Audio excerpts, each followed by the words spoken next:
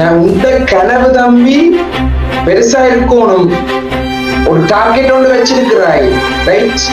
எனக்கு ரெண்டு கதைச்சு நீங்க சரிதானே? 7000 இல்ல, எல்லாரும் புரட்டி போட்டு காட்டு, எடுத்து சொல்லு.